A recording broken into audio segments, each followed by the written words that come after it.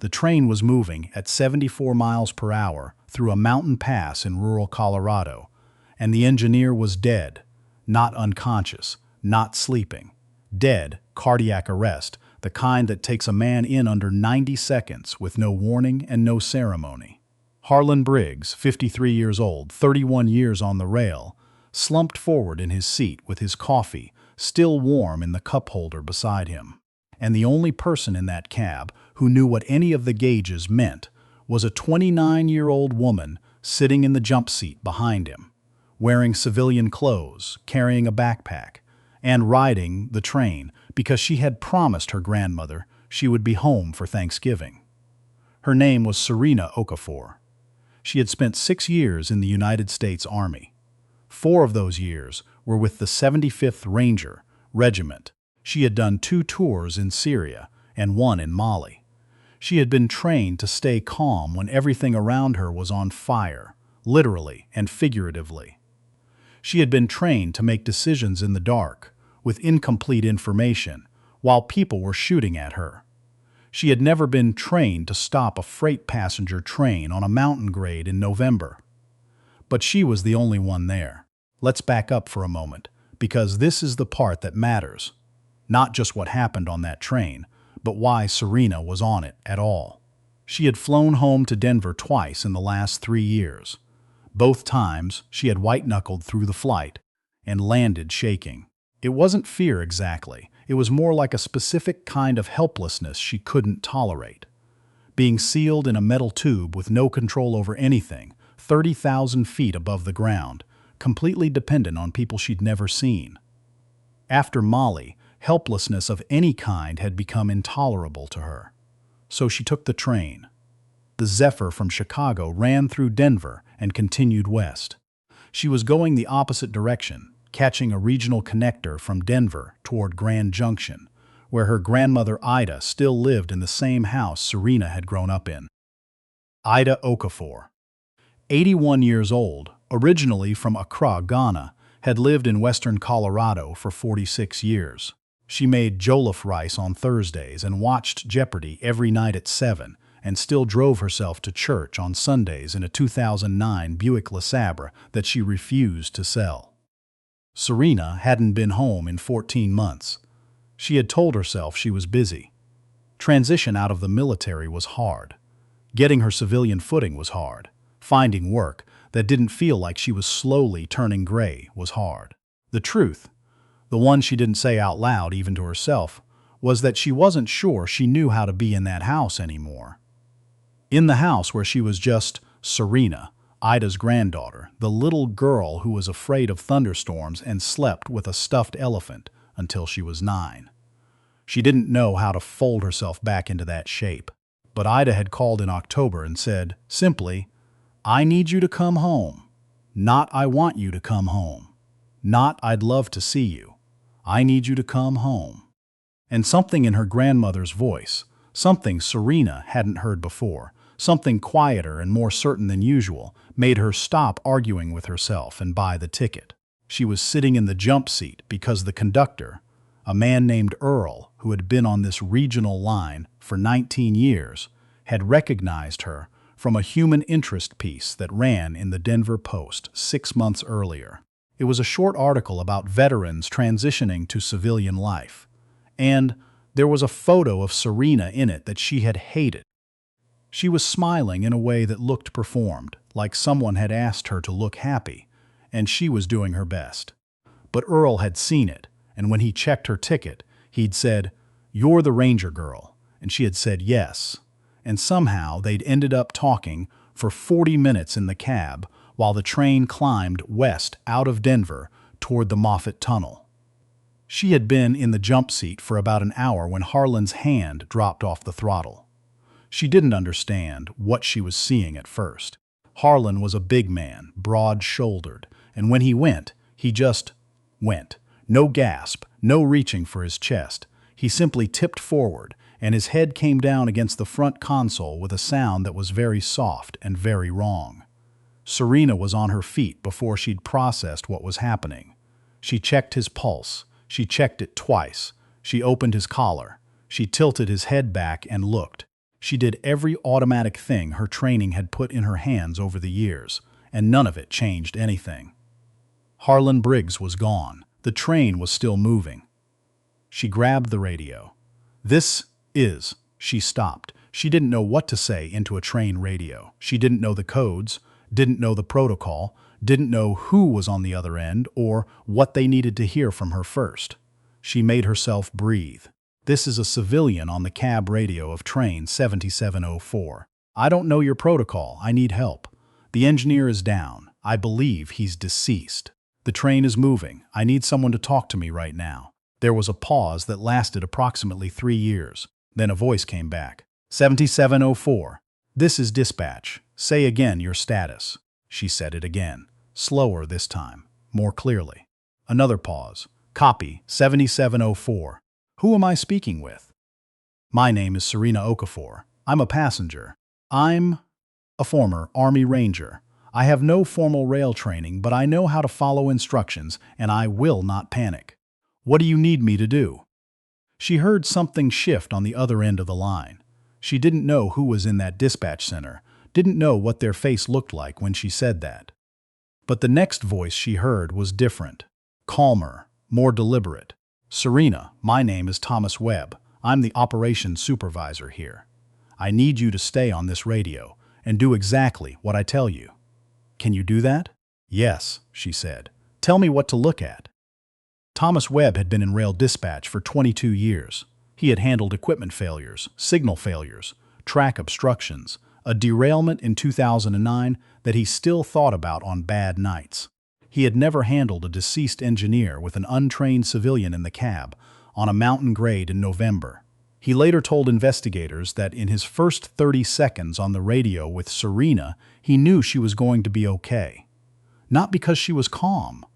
Plenty of people sound calm right before they fall apart, but because of the specific way she asked questions. Precise. Sequential. She wasn't asking everything at once, wasn't spiraling. She asked what she needed to know for the next 60 seconds, and then she asked for the next 60 seconds after that. She was thinking in intervals, he said. "That's training. You can't fake that." The train was at 74 miles per hour on a descending grade approaching a long curve near a place called Antler Creek. Webb told her she had approximately 4 minutes before the curve became a problem at current speed. He walked her to the brake controls. The setup on the regional equipment she was on was not simple.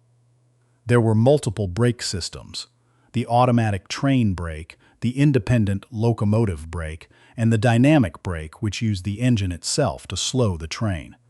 Webb didn't want her touching the emergency brake because a hard emergency stop on a grade at that speed, with the weight she was pulling, could cause its own problems. He needed her to do it gradually. "There's a handle to your left," he said. "Black, roughly 10 inches long, with a yellow stripe near the base." She found it. "I see it. That's your automatic brake. I need you to move it. Slowly, I mean slowly, Serena, to the first notch. Just the first notch. Don't force it." Her hand moved. Outside the windows, the mountain was close and brown and indifferent. There was a sky the color of old pewter above the peaks. November in Colorado at this elevation looked like the end of something. She found the first notch. "In position," she said. She felt the change through the floor of the cab. Subtle, the way a large thing slowing down is always subtle at first, more suggestion than fact. "Good," Webb said. "Now tell me what your speed gauge reads." 71. "Okay. Hold it there. Don't touch anything else. Talk to me." She talked. She described every gauge, every light, every sound. She told him when a light she didn't recognize came on. She told him when the braking felt different than it had a moment ago. She kept her voice even, and her eyes moving, and she did not look at Harlan, because if she looked at Harlan, she was going to have a feeling she didn't have time for right now. There were 41 passengers in the cars behind her. She had learned that from Earl before all of this started. 41 passengers, a light load for a Tuesday in November. She had not met any of them. She didn't know their names, but she knew they were there behind her, trusting a system they thought was working. And she was the system now. The speed was coming down. then 61, then 57. The curve at Antler Creek passed without incident. It felt, when they came through it, almost gentle. Thomas Webb said, "You did good," and his voice had something in it that wasn't quite professional anymore. She didn't say anything back. She kept her eyes on the track ahead. He told her there was a siding track, a short section of track that branched off from the main line, approximately 6 miles ahead, near a station called Gypsum. The plan was to bring the train to a stop on the siding where emergency crews were already being dispatched. He talked her through the next set of brake adjustments. He told her about the switch that would direct the train onto the siding and what to expect when it engaged. "You're going to feel a slight lateral movement when we go through the switch," he said. "That's normal. Don't overcorrect. Understood, speed?" 43. "Good. Keep going." She was, at some point during those 6 miles, aware that her hands were shaking. Not badly, not in a way that affected anything she was doing, but she could feel it, a fine vibration in her fingers. She had felt it before, on 2 specific days in her military career that she didn't think about by choice. It wasn't fear, exactly. It was her body's way of processing information that her mind was not allowed to slow down for yet. She thought about her grandmother. She thought about Ida in the kitchen on Thanksgiving morning, the smell of onions and tomatoes and Scotch bonnet pepper in the house, before it was even fully light outside. She thought about the way her grandmother sang to herself while she cooked. Not real songs, just fragments, melody lines that didn't belong to anything Serena had ever heard anywhere else, things Ida had invented or half remembered over 8 decades of living. She thought about the table by the window that looked out toward the red rock formations to the southwest, and how, on a clear day, you could see them from the kitchen. And Ida always said the rocks were there to remind you that some things outlasted everything. She thought, "I am going to see her. I am going to walk into that house, and I am going to sit down at that table, and I am going to let myself be just Ida's granddaughter for 4 days, and I am going to be okay." The switch at Gypsum was visible now. "I see the switch," she said into the radio. "Copy," Webb said. "You're at what speed?" 28. "Perfect. When you feel the track change, hold everything steady. Don't touch the brake until I tell you." She held. The switch came up and the train moved through it. That slight, stomach-dropping lateral shift Webb had described, like the world very briefly reconsidering its geometry. And then they were on the siding, and the tracks ahead of her were ending in a bumper, and Webb said, "Brake, Serena, now, gradual." She brought the train to a stop. There was a moment of absolute silence. Not real silence. She could hear the engine, could hear something that might have been wind against the cab windows, could hear her own breathing, which was slower than she would have expected. But it was the silence of something that had been in motion becoming still, and it had a quality to it that she had no word for. She looked at the gauges. She looked at the track ahead. She looked at her own hands, which had stopped shaking. She did not look at Harlan. She pressed the radio. 7704 to dispatch. "Train is stopped. We're on the siding at Gypsum." Thomas Webb said, "Copsy 7704. And then he said, "I've got emergency crews 2 minutes out. You did good, Serena. You did real good." She put the radio down. Through the windshield of the cab, the Colorado sky had opened up slightly. A seam of late afternoon light coming through the clouds over the western peaks, turning the rock faces amber and red and something close to gold. It lasted about 45 seconds before the clouds closed again. But for those 45 seconds, it was something. The emergency crews arrived. There were paramedics, and there were railroad officials, and there were sheriff's deputies from Eagle County. And within about 15 minutes, the siding at Gypsum was busy in the way that disaster sites become busy after the disaster has passed. Full of people performing competence, documenting what happened, making sure everything was accounted for. Someone gave Serena a blanket. She didn't remember asking for one. One of the paramedics, a young woman with her hair pulled back, sat down next to her on the platform and said, "Can I take your blood pressure?" And Serena said yes, and while the cuff was on her arm, she looked out toward the tracks and thought about nothing at all, which was a kind of mercy. The passengers were being evacuated from the cars behind her. She watched them come out, 41 people, various ages, various levels of shakenness. A man in a business suit who was on his phone before his feet hit the platform. 2 teenagers who were taking pictures of the train. An elderly couple who came out holding hands and stood very still for a moment, looking at the mountains. And then the man said something to the woman, and she nodded, and he put his arm around her. None of them knew. None of them knew what had happened up in that cab, or how close the curve at Antler Creek had come to being something that could not be undone. Serena watched them and did not correct this. She reached Grand Junction at 11:17 that night, in the back of a sheriff's deputy's vehicle, because there was no train running west until morning, and a deputy named Hollins had offered to drive her himself. She hadn't asked him to. He just said, "Where are you headed?" And when she told him, he said, "I'll take you." Grand Junction to Ida's house in the valley was 20 minutes. They didn't talk much on the drive. Hollins had the radio on low, a country station playing songs she half recognized, and the highway cut through the dark between rock walls that glowed faintly in the headlights. Serena watched the road and felt something in her chest beginning, very slowly, to loosen. She had called her grandmother from Gypsum. She hadn't explained everything, just that there had been an incident on the train, and she was delayed and she was fine. Ida had said, "Are you hurt?" Serena said no. Ida said, "Okay. Come when you come. I'll be up." The house was lit when they arrived. The porch light, and the kitchen light, and a lamp in the front room window, the way it had always been lit when Serena came home late, as though Ida had arranged the lights specifically to be visible from the road, so that whoever was coming would know from a distance that there was warmth waiting for them inside. She thanked Hollins. He said, "Thank you, ma'am," and she didn't ask him what he meant, because she thought she knew. She walked up the path.